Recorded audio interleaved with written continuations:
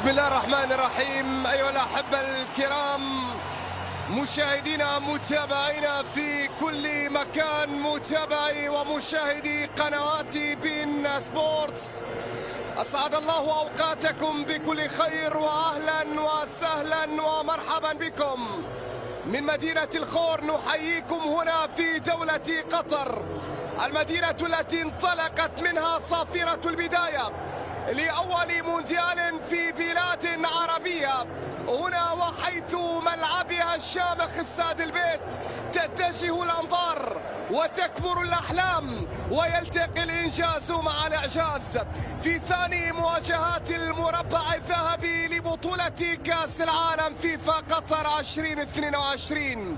هنا التاريخ ما زال يكتب ويطرز بخيوط ذهبية مغربية في رحلة أمل لتحطيم المستحيل، فشعاع المغرب تخطى الآفاق ويسعى ليطول أكثر وأكثر، فالأحلام ليس لها حدود. عين المغرب على النهائي وعين فرنسا على تكرار نهائي، فأي تاريخ سيكتب هنا؟ هل هو لدينا تمريرة كرة منقولة، بعد ذلك حذاري من انطلاقات جريزمان يتقدم يحاول عرضية، تأتي فرصة خطيرة ما زالت قائمة من أمام كيليان والتصدي، والكرة ما زالت خطيرة تأتي. المنتخب الفرنسي يسجل الهدف الأول عن طريق تيو هرنانديز يسجل أول أهداف منتخب فرنسا. الظهير الأيسر ليتقدم من الطرف الأيسر ووصل بعد ذلك ليسجل أول أهداف هذا اللقاء في كرة نشاهدها هنا منذ البداية بانطلاقات أنطوان جريزمان، اللاعب الذي دائما ما كان حاسما مع المنتخب الفرنسي. وصلت إليه الكرة، انطلق أنطوان، بعد ذلك العرضية صدمت في المدافع، كرة كيليان مبابي، عادت التسديدة. تيو هرنانديز سابع وسجل الهدف الأول. تيو هرنانديز سابع وسجل. تمريرة مغربية بصورة ممتازة، وناحي، يلا يا وناحي، الله الله، يا وناحي كاد أن يعانق شباك الحارس لوريس في لقطة، في فرصة، في كرة، في فرصة كانت مغربية خطيرة من أجل العودة في نتيجة هذا اللقاء. نعم قادرون على العودة. وللطرف الأيمن وصلت هذه الكرة من جانب المتقدم هنا أشرف، وصلت بعد ذلك من سفيان، يسقط، لكن الحكم المكسيكي أشار إلى الاستمرار. حكيم زياش على تنفيذ الركلة الحرة المباشرة، نتيجة حكيم يرسل كرة عالية، الراسية تحضر، الكرة بتعود بعد ذلك من الطرف هي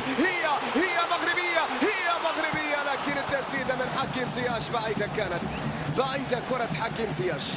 يجب على الأسود استغلال أي فرصة، أي ثغرة تحضر في دفاعات الفرنسية. فعلتوها أمام البرتغال، بإمكانكم أن تفعلوها أمام الفرنسيين. هنا أوليفي جيرو التسديدة، لكن صدمت في القائم الأيمن. مرت بسلام الكرة الماضية، تحولت إلى خارج الملعب، إلى ركلة مرمى في هذه اللحظات. اليوم طبعا نتمنى أن تغيير نظام اللعب في المنتخب المغربي يأتي. دين ناحي، وصلت إلى حكيم زياش والعرضية، كرة منقولة مغربية، لكن أوغولوريس اللي يلعب مباراة رقم 19 في المونديال ويعادل إلى نفس نظام اللعب المدرب وليد الرقراقي بالدفع باللعب جديد. وصلت عن طريق نصير مزراوي، الكرة عادت إلى بوفال وتمريرة، كرة خطيرة مغربية، عرضية بالتمهيد، وصلت بعد ذلك، لكن التسلل كان موجود على نصير مزراوي في اللقطة.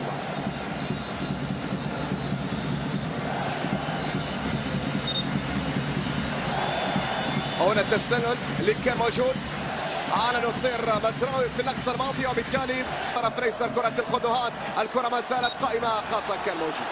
السيد سيزر راموس يصفر خطأ في اللقطة الماضية على أشرف حكيم. بالمناسبة السيد سيزر راموس يعتبر رابط عنده كرة في الوسط، نقلة بعد ذلك بتمريرة إلى أشرف حكيمي والتسديدة، ولكن صدمت المدافع، لكن تمريرة خاطئة وناحية يقدم تعرض هنا من جانب ديمبلي في اللقطة الماضية، واعتراض بينما انطلاقة كيليان مبابي وصلت الى مبابي يحاول من امام اشرف. مبابي اراد ان يمر، هنا تميد ياتي تشيواميني والتسديده صدمت في اوليفيه جيرو المتسلل.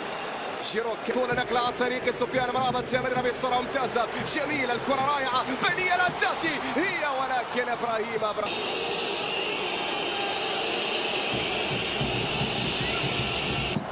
مرت بالسلام كرة اللاعب فوفانا، تحولت إلى خارج الملعب وعادت إلى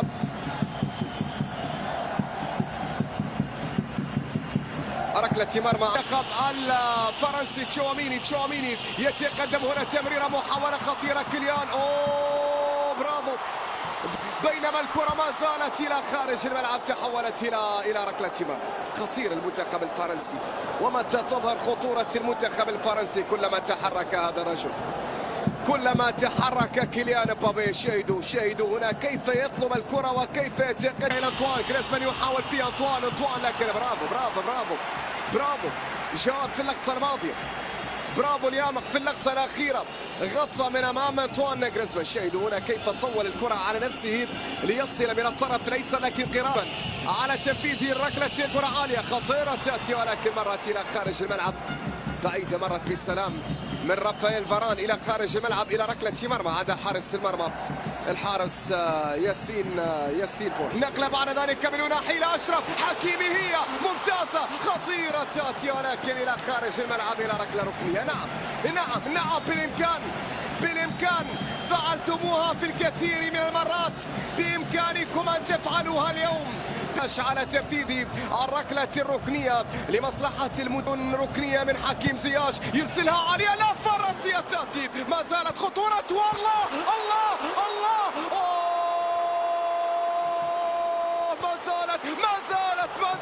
ما زالت ولكن ضاعت في النهاية. يا لها من كرة ويا لها من مقصية في ليلة تاريخية، كاد أن يسجل هدف للتاريخ، كاد أن يسجل هدف خرافي، كاد المغرب أن يفعلها. يا الله يا جواد، هنا ركلة ركنية ستنفذ لمصلحة المنتخب المغربي، ولا كرة عالية راسية تأتي خطيرة ولكن أوغولوريس يتصدى. أوغولوريس على مرتين يلتقط الكرة الماضية، أشرف حكيم ارتقى عاليا هذه المرة. شاهدونا على ارتقاء كرة عالية الراسية هنا لم تأتي، لكن ما زالت عن طريق سفيان مرابط يسقط.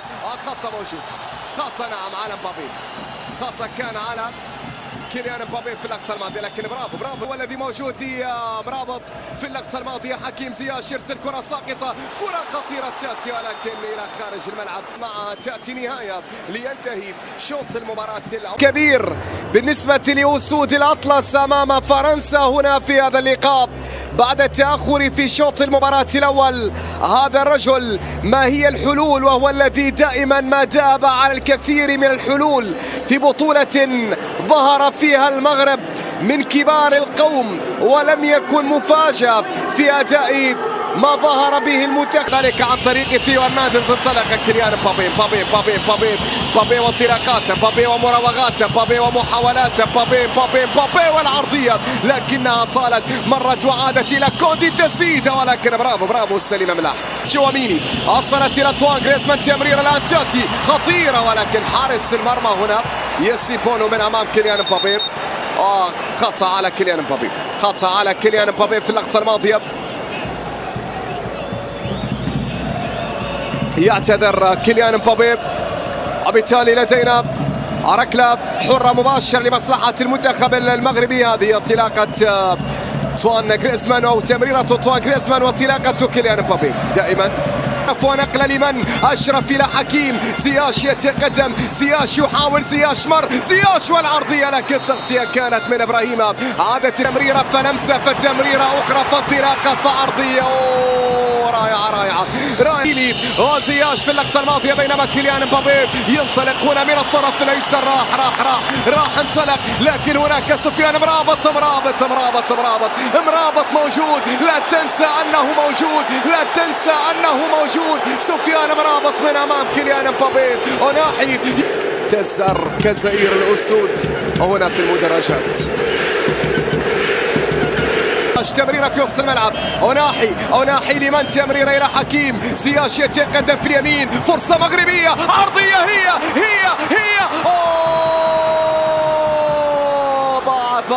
ضاعت ولكن هذه ضاعت وبالامكان ان تاتي. الله على كرة ما زالت خطيرة، هي ما زالت ولكن في الاخير مقطوعة. مرابط عنده كرة، مرابط والتصويبة تاتي ولكن الى خارج الملعب. يا الله، بامكانهم ان يفعلوها يا سيدتي، بإمكانهم أن يسجلوها، أوناحي لمرابط، نقلة ممتازة، محاولة خطيرة قائمة، وينها الكرة؟ ما زالت ولا فرصة هي، ولكن في الأخير أنطوان غريزمان غطى كيليان امبابي في قطع الكرة. عودة بعد ذلك لمصلحة المنتخب المغربي، يقاتلون بالشراسة، يسترسلون الآن داخل أرضية الملعب. هيا يا أسود، من يمرر الكرة باتجاه أوليفيه ذهب كيليان امبابي عنده كرة من أمام أشرف حكيمي، كيليان امبابي والتمهيد، غريزمان عنده كرة والتسديد الآن تاتي ولكن إلى خارج الملعب. والتسلل موجود، تسلل كان موجود على كيليان امبابي، في اللقطة الماضية. شاهد الكرة الماضية لكن خطأ تكتيكي في اللقطة الماضية من يحيى عطية الله، وبالتالي خطأ لأنطوان غريزمان في اللقطة الماضية. خطأ بوفال يحاول ان يمر بمراوغات بوفال عرضية تاتي ولكن غريزمان في التغطية. غريزمان كان في التغطية، عادت للمغرب مرة أخرى. زياش يرسل كرة طولية، الكرة ما زالت مغربية خطيرة للمغرب، عرضية رأسية، حارس المرمى اوغو لوريس تصدى في الكرة الماضية. زكريا كاد من أول لمسة أن يفعلها. فرنسية كونتي عنده كرة يحاول فيها كونتي والتمريرة، كرة خطيرة تأتي من كيليان امبابي والتسديدة تأتي بعد ذلك ممتازة مبعدة الكرة الماضية والتسلل على كيليان امبابي. ماركوس تورم إذا مر سريع ماركوس تورم يتحصل على خطأ كان موجود لماركوس تورم، قوي بدنيا السريع ماركوس تورم هنا نشاهد من امام اشرف طاري، خطأ موجود، ركله حره مباشره منقوله، كره عاليه والراسيه تحضر بعيده، مرت بسلام الى خارج الملعب. كره ماركوس تورم ابن طبعا ليليان تورم، واحد من اهم اللاعبين في تاريخ فرنسا دفاعيا. الصورة من الطرف الايسر، ماركوس امام اشرف طاري يتقدم بعد ذلك، فرصه بعيده الى خارج الملعب. كرة فوفان استحوذ على الكرة، كرة منقولة في الوسط عن طريق الشواميني، مقطوعة الكرة، فرصة مغربية خطيرة، هي يا عبد الرزاق، ماذا تفعل يا حمد الله؟ الكرة ما زالت قائمة للمغرب، عرضية، ما زالت الكرة مستمرة، وصلت من الطرف الايسر لمصلحة المنتخب المغربي. الكرة ما زالت قائمة، تقدم من جانب عبد الرزاق، حمد الله والعرضية إلى خارج الملعب، إلى ركلة مرمى. الكرة إلى ركلة مرمى، نعم، بهذه الإشارة. هذه الأسود ليس فقط في قلب كيليان، يحاول فيها تمريرة بعد ذلك إلى ماركوس تورم إلى كيليان، بعد ذلك مرور، تقدم، تسديدة خطيرة تأتي، الهدف الثاني للمنتخب الفرنسي من أول لمسة. كولومواني يسجل هدف السبق وهدف التعزيز للمنتخب الفرنسي. كولومواني إذن يسجل ثاني الأهداف من أول لمسة بعدما دخل بديلا، هنا يسجل لمنتخب فرنسا تعزز التقدم بهدف اللاعب كولومواني بعد كرة من جانب كيليان امبابي وصلت إلى المكان الذي يريد. هنا فرحة الرئيس إيمانويل ماكرون بهذا الهدف لمصلحة المنتخب الفرنسي. شاهد الكرة هكذا بدأت، ومن هنا كانت القصة، وبعد ذلك تقدم من الجهة اليسرى، أتى المرور من جانب كيليان، التمريرة إلى تورم، ومن ثم الوصول من جانب كيليان امبابي بانطلاقاته بمهارات، حناجر، كل الحناجر خلفكم، كرة منقولة عالية مغربية، لكن أنطوان غريزمان غطى في اللقطة الماضية. أصل لشوط المباراة الثاني من هذا اللقاء. هل من هدف في هذا التوقيت؟ أبو خلال والتصويبة تاتي، ولكن اوغو لوريس والتسلل أيضا كان موجود. في اللقطة الماضية. عند حارس المرمى هوغو لوريس. كانت التسديدة ولكن قبلها كان التسلل موجود. بعد ذلك فرصة مستمرة وناحي والتصويب لكن بعيدة إلى خارج الملعب. ركلة ركنية. زولية قدم إلى الطرف الأيسر. الزلزولي عنده كرة يحاول يراوغ يمر الزلزولي. ممتازة جميلة رائعة فرصة ولكن ما زالت تصويبة. جول ضاعت الكرة الماضية. كاد أن يشع الأمل في لحظات أخيرة. هنا رمية جانبية، هنا رمية تماس، وهناك قرار قد يأتي. كوندي لمس الكرة بيده في اللقطة الماضية. ماذا؟ رمية تماس سعيدة بهذا التأهل إلى النهائي وبهذا الوصول لملاقاة المنتخب الأرجنتيني في 18 من هذا الشهر يوم الأحد القادم، حيث فرنسا